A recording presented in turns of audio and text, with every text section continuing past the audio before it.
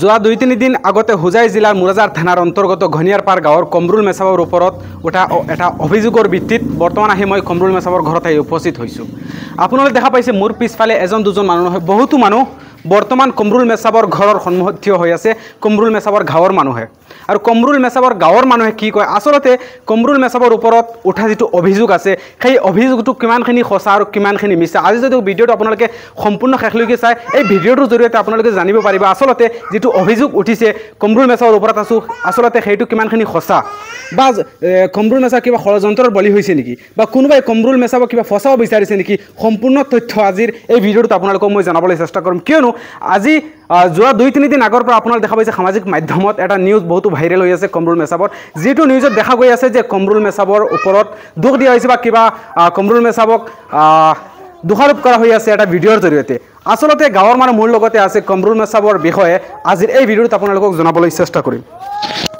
আচলতে দেখা পোৱা গৈছে সামাজিক মাধ্যমত 2-3 দিন আগতে এটা কমৰুল মেছাবৰ এটা নিউজ ভাইৰেল হৈ আছিল। আচলতে এইটো কিমানখিনি সঁচা আৰু কিমানখিনি মিছা নিশ্চয় আপোনালোক আশে পাশে হয় তেখেতৰ ঘৰৰ, কি ক'ব? যেটো নিউজ ভাইৰেল হৈছে এই 2-3 দিন আগত, সেইটো নিউজ ইয়াৰ পৰা হোৱা নাই, বেলেগৰ পৰা হৈছে। যদি বেলেগৰ পৰা হৈছে ইয়াৰ তথ্য লোৱা নাই। আমালোকৰ গাঁৱৰ এতিয়া কমৰুল মেছাবৰ বদনাম নহয়, আমালোকৰ গাঁৱৰ গোটেই ৰাইজৰ বদনাম হৈ গৈছে। যদি ইয়াৰ গোটেই ৰাইজৰ বদনাম হৈছে, আগতে মোৰ কথা হ'ল এইটো নিউজটোৰ যেন তথ্য ল'ব লাগিব। যোনে নিউজটো বাজাইছে সেয়ে এইটো তথ্য আশাৰে যদি আমালোকত চবুত দিব পাৰে, আমালোকৰ গোটেই ৰাইজ তাৰ লগত থাকিম। আৰু যদি চবুত নিদিব পাৰে আমালোকে আগন্তুক দিনত আইনৰ ব্যৱস্থা ল'ম, সেইটো কথা। আৰু কমৰুল মেছাবৰ স্বভাৱৰ বিষয়ে আপুনি কি ক'ব? নিশ্চয় 10-15 বছৰৰ পৰা তেখেতে এই বিভাগত 15 বছৰৰ পৰা ইয়াত মূল্যাকি চলি আছে। টান জোৰা পকৰি একো নাই, এইটো কোৰাণৰ ভিতৰত চলি আছে, কোৰাণৰ ওপৰত চলি আছে, কোনো ডিমাণ্ড নাই। অত্যন্ত ভাল মানুহ, তেখেত অত্যন্ত ভাল মানুহ। আমাৰ হামচায়াৰ ইমাম সাহেব আছিল, তাৰপিছত আমাৰ মছজিদৰ ছেক্ৰেটাৰী আছিল। হয়, ধন্যবাদ। নিশ্চয় আপোনালোক শুনা পাইছে, এজন ব্যক্তিৰ পৰা আপোনালোকক চমুকৈ কিছু কথা শুনাইছোঁ, আপোনালোকক আৰু শুনাবলৈ চেষ্টা কৰিম। এজন আলিমৰ ওপৰত এনেধৰণৰ অভিযোগ আচলতে দুৰ্ভাগ্যজনক। আমাৰ ইছলাম ধৰ্মৰ মানুহে আৰু ইছলাম ধৰ্মৰ এজন মানুহৰ ওপৰত এনে অভিযোগ ওলায়, এজন আলিমৰ ওপৰত আচলতে এক দুৰ্ভাগ্যৰ বিষয়ে লজ্জাজনক কথা বুলি ক'ব লাগিব। আচলতে কোনোবা এজন ব্যক্তিৰ ওপৰত কিবা অভিযোগ উঠি কিবা সামাজিক মাধ্যমৰ এটা ভিডিঅ' দিয়াৰ আগতে অলপ চিন্তা কৰিব লাগে কিমানখিনি সঁচা কিমানখিনি মিছা। এজন মানুহক আপোনালোকে বৰবাদ কৰি দিব পাৰে, এজন মানুহক সমাজৰ সন্মুখত আপোনালোকে বেয়া সজাই দিব পাৰে, কিন্তু কিমানখিনি সঁচা কিমানখিনি মিছা সেইখিনি জানি এটা ভিডিঅ' আপলোড দিব লাগে। বা মানুহজনৰ ওপৰত যিকেইজন ষড়যন্ত্ৰ হয়তো বলি বনাইছে বা কমৰুল মেছাব ষড়যন্ত্ৰ বলি হৈছে, আচলতে এই ষড়যন্ত্ৰ কোনোবাই কৰি আছে তেখেতৰ বিষয়ে আৰু কিছু কথা আপোনালোকক শুনাবলৈ মই চেষ্টা কৰিম। নিশ্চয় আপুনি কমৰুল মেছাবক চিনি পায় বহু দীৰ্ঘদিনৰ পৰা, তেখেতৰ বিষয়ে আপুনি কি ক'ব?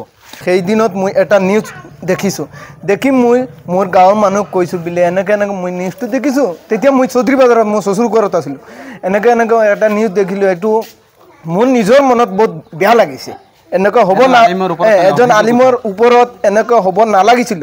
মোৰ মনত বহুত বেয়া লাগিছে। দেৱস্থানৰ থানা অচি মহোদয় ইয়াত আহি সোধ-পোছ কৰিছে মানুহৰ লগত, বা চিডিৰ ডিটেইলছ দেখিছে। দেখাৰ পিছত দেৱস্থানৰ অচিয়ে কি কৰিছে নকৰিছে মই এইটো নাযাওঁ, হ'লেও মই এটা ৰাইজ হিচাপে তেখেতৰ কিবা থাকিলে নিশ্চয় এৰেষ্ট কৰিলে হয়, ঠিক আছে, দুখ নাই, গতিকে তেখেত ঘৰতে আছে। ঘৰতে আছে।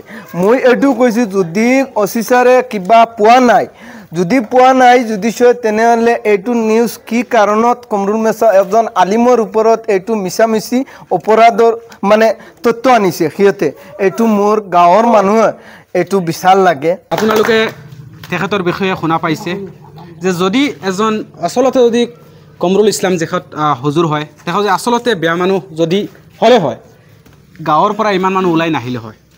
আচলতে এটা কথা আপোনালোকে প্ৰমাণ পাইছে বা দেখি আছে, আচলতে যদি বেয়া মানুহ হ'লে হয় তেখেত ইমান মানুহ ওলাই নাহিলে গাঁৱৰ পৰা। গাঁৱৰ এজন দুজনৰ পৰা আপোনালোকক কিছু মন্তব্য শুনাইছোঁ। অৱশেষত মই এজন বৃদ্ধ ব্যক্তিৰ পৰা আপোনালোক কিছু কথা শুনাবলৈ চেষ্টা কৰিম। আচলতে তেখেতে মিছা নকয়। এটা তো বালা মানুষ, বুঝছেন নি? অন্য হরিয়া আলিম হইয়া অন্য তাকিয়া ভুরু থাকি বড় হইছন, বড় হইয়া অকন বেটায় ওই তো এটা তোলা তবে ভরণ, বুঝছেন নি? এটা যে ফর্সা মানুষের কাছে ডিমান্ড করে ইলাও লইন না, এখানে আইনা তার মানুষ আল্লাহ আসতে, বুঝছেন নি? আর এই গজব ওখান থেকে আইয়া, বুঝছেন নি? ও ঘটনাটা ঘটাইছে, নাহলে অত বছর থেকে হরটা ও যে দুনিয়ার মানুষ আইতরা এখন পর্যন্ত কোনো মানুষের এটা বদনাম নাই, বুঝছেন নি?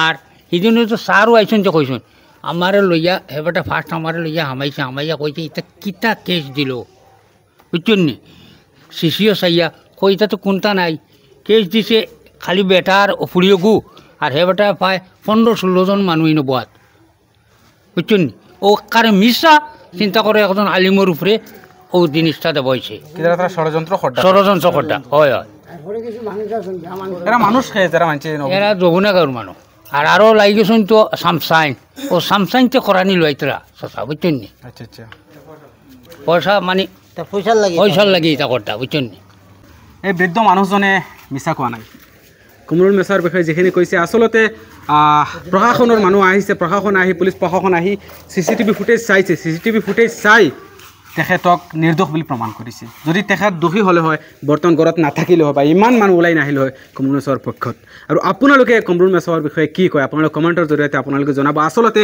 কমৰুল মেছাক যিসকলে চিনি পায় আপোনালোকে কমেণ্টৰ জৰিয়তে আপোনালোকৰ মতামত জনাই দিব আৰু এইখিনি আছিল মোৰ আজি ভিডিঅ'টোৰ উদ্দেশ্য যদি ভিডিঅ'টো ভাল পায় ভিডিঅ'টো চাই শ্বেয়াৰ কৰি দিব আন দহজনক দেখাৰ সুযোগ কৰি দিব ধন্যবাদ আসসালামু আলাইকুম।